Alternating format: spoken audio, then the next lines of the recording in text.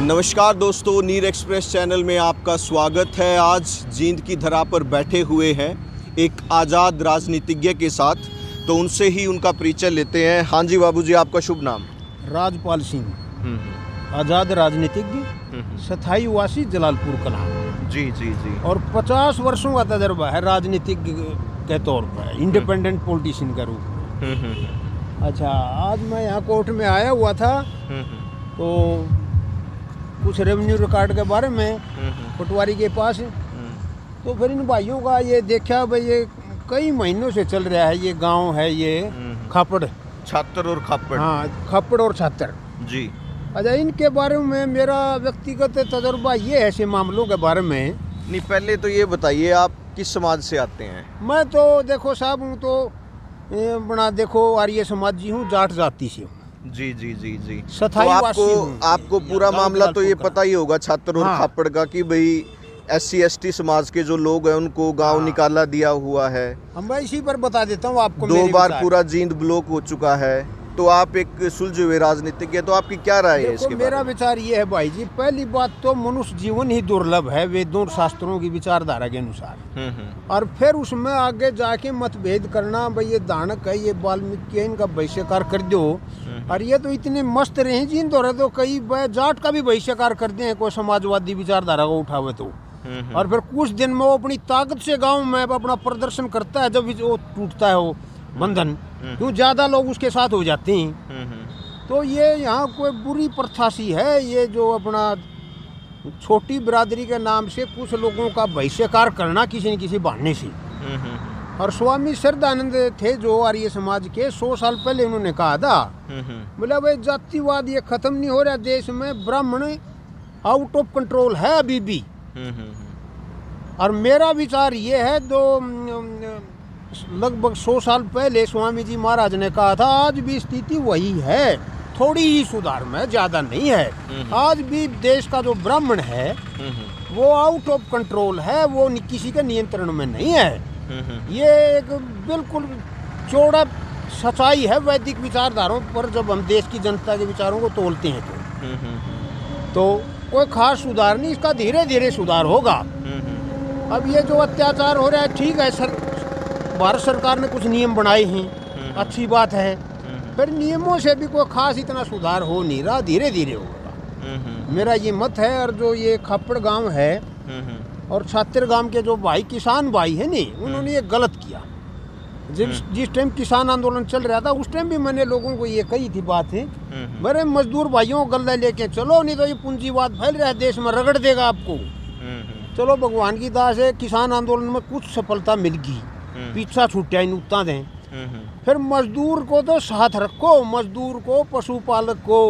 और ये किसान आंदोलन तो सफल ही इन भाइयों ने कराया, लाल झंडे वालों ने, जो बद्दोवाल टोल पर बैठे थे, जो ये किसान सभा वाले और जो ये खेती और मजदूर सभा वाले, C2 P2, ये तो इन्होंने बड़े अच्छे ढंग से आंदोलन चला, जब ये सफल होया, नहीं तो सफलता के चांस भी नहीं थे। वहाँ और लोग तो भाषण को नहीं दे थे, मैं कई जगह गया, बोले भाई तू तो पॉलिटिशियन है, भाषण ना दे। वो बोले था वो बोल, फिर बोलिए हिसाब से, मैं बेटे हिसाब से बोल दूंगा। वहाँ एक दो जो उम्र से मेरे से छोटे थे, अच्छा वहाँ जो मेरी उम्र का था, वो बोला भाई बोलिए, ठीक है आप बोल सकते हो।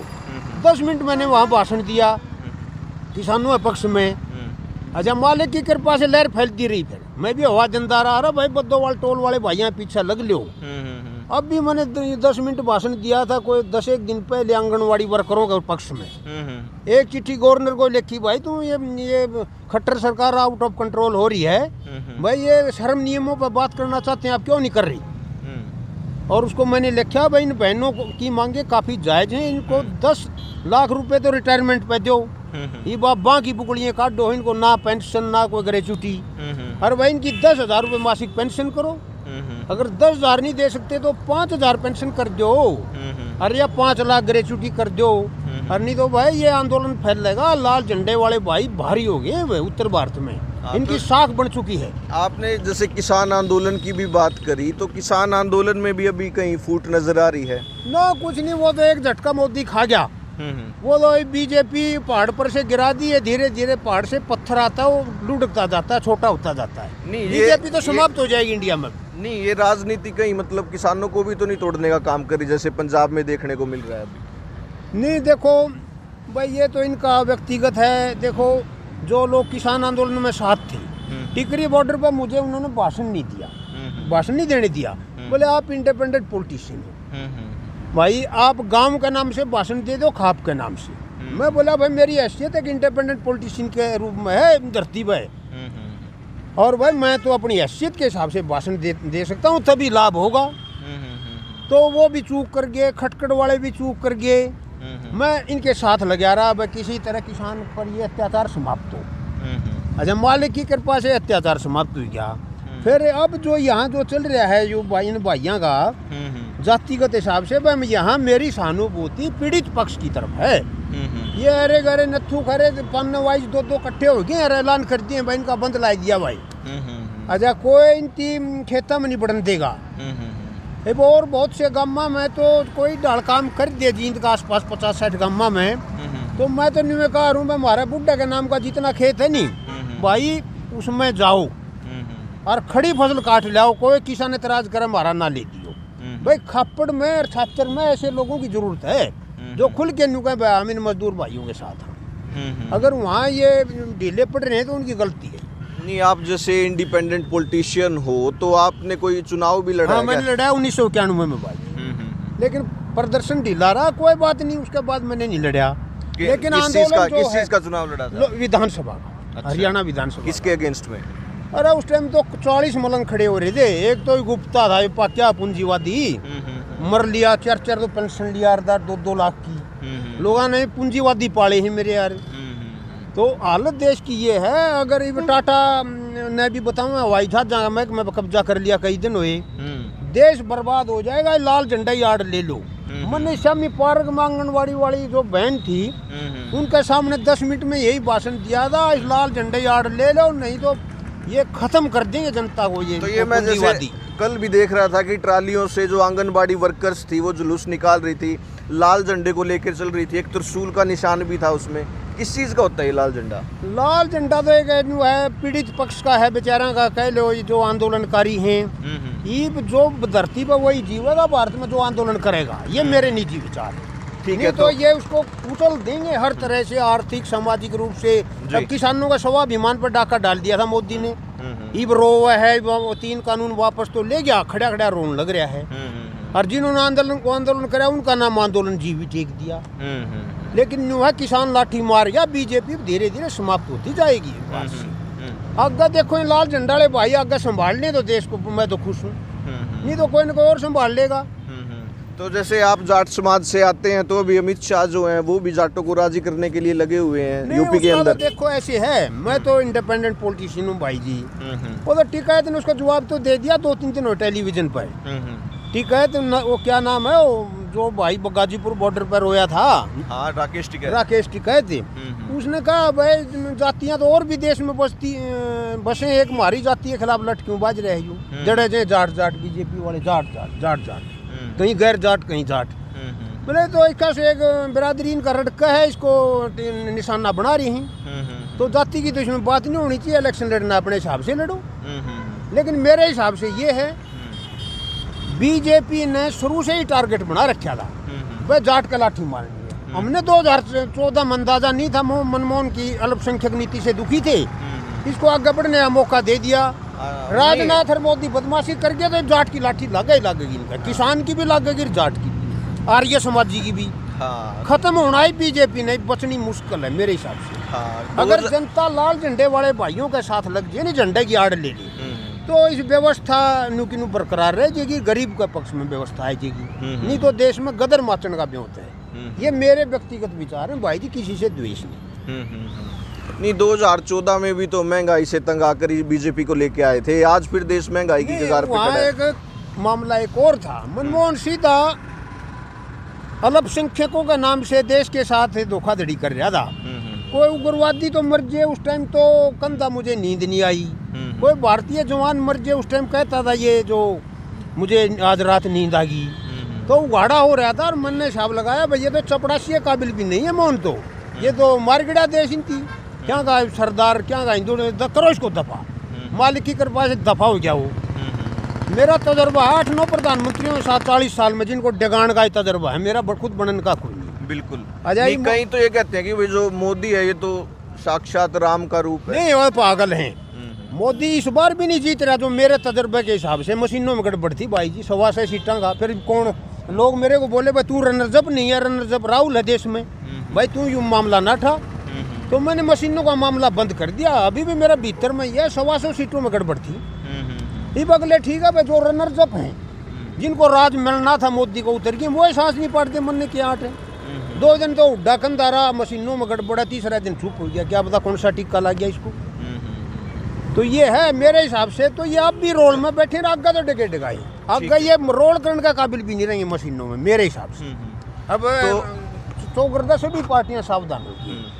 तो आज दोस्तों यहाँ जींद की खूबसूरती मैं बताता हूँ, और अपने हरियाणा की भी एक खूबसूरती रही है। यहाँ पर जिस जगह पे हम लोग बैठे हुए हैं, लगभग 106 दिनों से यहाँ पर छात्र और खापड़ के अंदर जो गांव निकाला दिया गया था SC ST समाज के लोगों को, तो लगभग आज उनको 106 दिन हो चुके हैं और वो यहाँ पर बैठे हुए हैं। कोई उनकी सुध लेने वाला नहीं है। खरक गादिया का भी मामला था, जहाँ पर कि एक नवयुवक को जिंदा जलाने की कोशिश की गई। उसके बाद तथ्यों को, FIR को मैनिपुलेट करने की कोशिश की गई। आज वो भी मामला ठंडा पड़ा हुआ है। ये लोग आज भी अपनी मांग को लेकर जस के तस यहाँ पर बैठे हुए हैं कि इनको अपनी प्रोटेक्शन के लिए एक सिक्योरिटी वेपन्स चाहिए, आर्म्ड लाइसेंस चाहिए, और साथ की साथ जो जिनके खिलाफ़, जिन लोगों ने इनको गांव से निकालने का प्रयास किया था, उन लोगों के खिलाफ़ उचित कार्यवाही हो। और जिन लोगों ने किया था, उस समाज के हमारे पास बुज़ुर्ग भी बैठे हुए हैं। अपनी संस्कृति भी यही रही है कि हम लोग सभी भाईचारे में बिलीव करते हैं, सभी एक दूसरे के पास बैठते हैं। तो इससे खूबसूरत नज़ारा कुछ हो भी नहीं सकता कि जिन ग्रुप का आपस में कन्फ्लिक्ट है वो आज इकट्ठे बैठे हुए हैं। और जो भाई साहब एक इतने लंबे समय से लड़ाई लड़ रहे हैं, तो उनसे भी थोड़ा रूबरू हो जाते हैं और उनसे भी पूछ लेते हैं कि उनका क्या राजनीतिक संघर्ष रहा। और लगातार वो SC ST समाज के लिए लड़ते रहते हैं, चाहे डायल 112 पे कॉल करने की बात हो, इनके समाज में कहीं पर कोई दिक्कत हो, तो ये हमेशा सामने खड़े रहते हैं। तो दिनेश भाई, अब तक कितना संतुष्ट है प्रशासन की कार्यवाही से? देखिए, 104 दिन का लंबा संघर्ष हो चुका है। यहाँ लंबा आंदोलन चला हुआ जींद में। आप बार आप लोगों के माध्यम से हमारी आवाज़ भी बुलंद होती रही है। तो प्रशासन की जो कार्रवाई है आज तक बिल्कुल नील रही है। कोई भी 1 भी % मतलब जो सोशल बाइकाट के मामले हैं उनमें 1 भी % कार्रवाई आगे नहीं बढ़ी आज तक।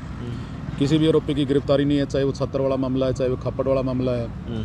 और पीछे अभी हमने कोर्ट के जरिए स्टेटस रिपोर्ट मांगी थी गांव खरक गादिया के मामलों में, जो 2 जुलाई और अगस्त के दो मामले थे। उन मामले वो पुलिस के द्वारा दोनों मामले खारिज कर दिए गए हैं। तो जींद पुलिस का जो रवैया है वो दलित विरुद्ध ही रहा है शुरू से ही। दलितों के ऊपर इतने अत्याचार हो रहे हैं आए दिन, लेकिन जींद पुलिस कहीं ना कहीं, मतलब मैं समझता हूँ कि जाट लैंड के अंदर जो इतने ज़्यादा अत्याचार दलितों पे हो रहे हैं, तो एक सेम जाति का SP होना हमारे लिए बड़ा ही मतलब दुखदाई इस बात के लिए है कि सेम जाति के SP होने के कारण दलितों को न्याय नहीं मिल पाता।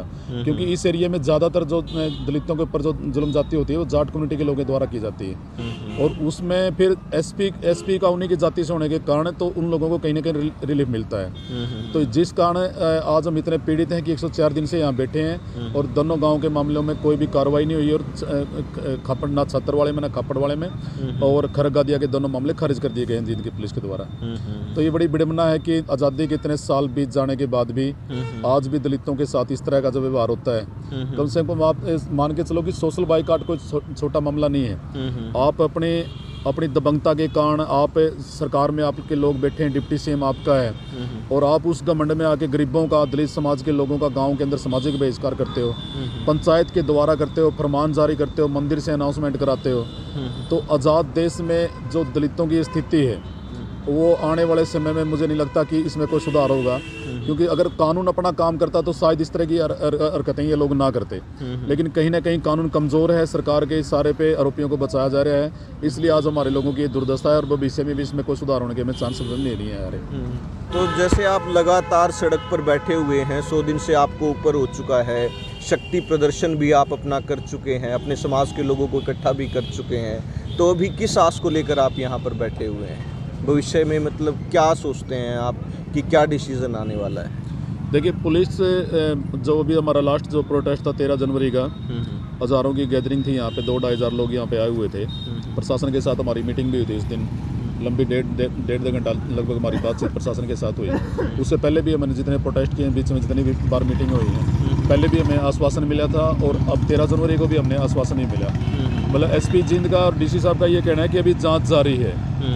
आप मान के चलें कि 147 दिन हो गए आज गांव खापड़ में सोशल बाइकाट हुए और 125 दिन हो गए गांव छात्र में सोशल बाइकाट हुए, और इतने दिन बीत जाने के बाद भी आज तक मैं ये मानता हूं कि पुलिस की जो कार्यशैली है, जो जांच करने का जो ढंग है, जो तरीका है, वो बिल्कुल ही कछुआ चाल की पे चला हुआ है। इतने मतलब संवेदनशील मामलों में अगर पुलिस इस तरीके से जांच करेगी और पीड़ितों को न्याय के लिए इतना लंबा धरने पे बैठना पड़ेगा, तो फिर आप मान कर देखो कि न्याय तो है ही नहीं। मतलब बार बार प्रशासन जांच का हवाला देकर इन मामलों को मतलब कमज़ोर करने का काम कर रहे हैं।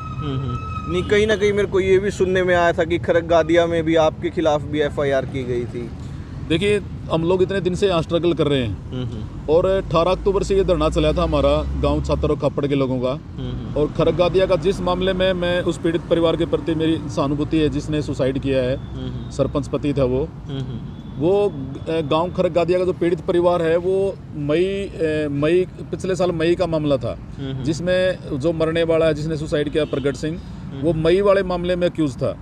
उस मामले में पुलिस ने जांच करके, और खुद डीएसपी जांच करता है SC/ST एक्ट के मामलों में, जांच करके 10 के 10 आरोपियों को मतलब उनके खिलाफ कोर्ट में माननीय अदालत में चालान भी पेश हो चुका था।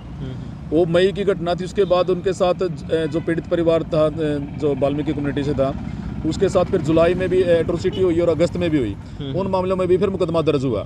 और ये खरगादिया के लोग पिछले 15 जुलाई से यहाँ बैठे हुए हैं। हम लोग यहाँ 18 अक्टूबर से हैं, गाँव छात्र और खप्पड़ के लोग। तो 18 अक्टूबर से मैं इन लोगों के संपर्क में हूं। तो मई का तो मेरे उस मामले से कोई लेना देना नहीं है, जिस मामले में पुलिस ने चालान ही पेश कर दिया, जिसमें कुछ बचा ही नहीं था, पेंडिंग ही नहीं था, माननीय कोर्ट में केस जा चुका था। तो हमारी तो डिमांड थी, जो अगस्त का और जुलाई का जो मामला था, उस मामले में आरोपियों की गिरफ्तारी के लिए यहाँ बैठे थे। अब उसने जो सुसाइड किया है, और उनके परिवार के लोगों ने एक झूठा आरोप ये लगा दिया कि भाई जो पीड़ित खरगादिया का जो वाल्मीकि परिवार है और जो दिनेश खापड़ है और जो देवीदास वाल्मीकि है, इन लोगों ने षड्यंत्र के तहत हमारे बेटे को झूठे केस में फंसाया था, जिस कारण उन्होंने मजबूर होकर सुसाइड कर लिया। अब आप अंदाज़ा लगाएं कि मैं 18 अक्टूबर से इनके संपर्क में हूँ। वो मामला पिछले साल मई महीने का है। तो मेरा उस परिवार से कभी मैं खरगादिया नहीं गया, उस परिवार से कभी मेरा वास्ता नहीं रहा जिसने सुसाइड किया है। ना मैं पिल्लू खेड़ा थाना में कभी गया, ना उनकी कभी पंचायतों में मैं कभी गया।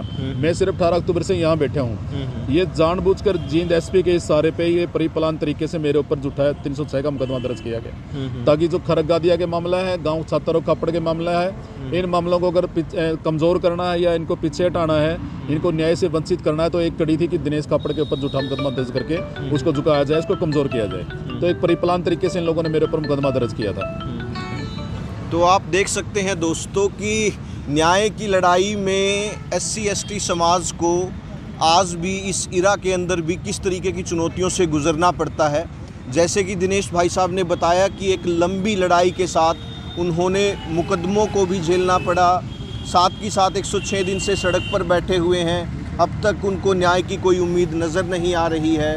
तो आप देख सकते हैं कि अभी इलेक्शन भी जो है वो सिर पर है, यूपी का चुनाव भी है, और उधर से चंद्रशेखर जो रावण हैं वो भी यूपी में अपनी जो राजनीतिक लड़ाई की शुरुआत जो है वो कर चुके हैं। तो कहीं ना कहीं इस तरीके के मैसेजेस भी जो है यूपी में सोशल मीडिया के माध्यम से लगातार पहुंचेंगे कि बीजेपी के समय में इस तरीके की जो चीज़ें हैं वो भी घटित हो रही हैं। तो इससे भी जो बीजेपी का जो ग्राफ है वो डाउनफॉल की तरफ नज़र आता आपको दिखाई देगा। और आज के टाइम में ये चीज़ें होनी भी नहीं चाहिए कि क्योंकि अगर इंसान को न्याय के लिए इतने दिन तक सड़क पर अगर बैठना पड़ जाएगा तो वो उसके भविष्य में जो उसका विज़न है काम करने का, क्योंकि इनके साथ भी परिवार जुड़ा हुआ है, इनकी भी आगे की कुछ सोच होगी, रणनीति होगी, इन्हें भी कुछ काम करना होगा। लेकिन सिर्फ़ और सिर्फ एक न्याय के लिए आज ये लोग यहाँ पर बैठे हुए हैं, लेकिन इनकी सुनवाई करने वाला यहाँ पर कोई नहीं है।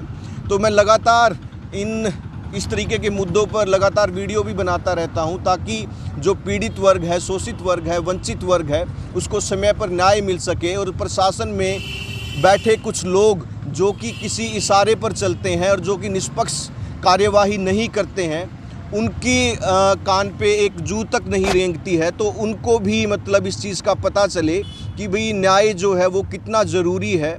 क्योंकि आज हर एक अगर डिपार्टमेंट की बात करें, पुलिस प्रशासन से लेकर कोर्ट तक, हर एक जो चीज़ है वो कहीं ना कहीं उसमें एडल्ट्रेशन नज़र आती है, एक मिलावट की बू नज़र आती है। तो इन चीज़ों को हमें पारदर्शिता के तराजू पर जो है मैग्नीफाई करना पड़ेगा, ताकि जो समय पर फास्ट ट्रैक कोर्ट के माध्यम से हमें एक उचित न्याय मिल सके, लोगों को इतना टाइम जो है इस तरीके की चीज़ों में वेस्ट ना करना पड़े। क्योंकि ये हमारी संस्कृति रही है, जैसे मैंने आपको दिखाया भी था कि हमारे यहाँ धरा पर हर समाज के लोग बैठते हैं, अपने विचार साझा करते हैं। यहाँ पर आप किसी को गांव से निकाला नहीं दे सकते, क्योंकि कोई गांव किसी एक समाज की चौधराहट नहीं है, वो सबका होता है। तो ज़्यादा से ज़्यादा इस वीडियो को शेयर करें दोस्तों। धन्यवाद। जय हिंद, जय भारत।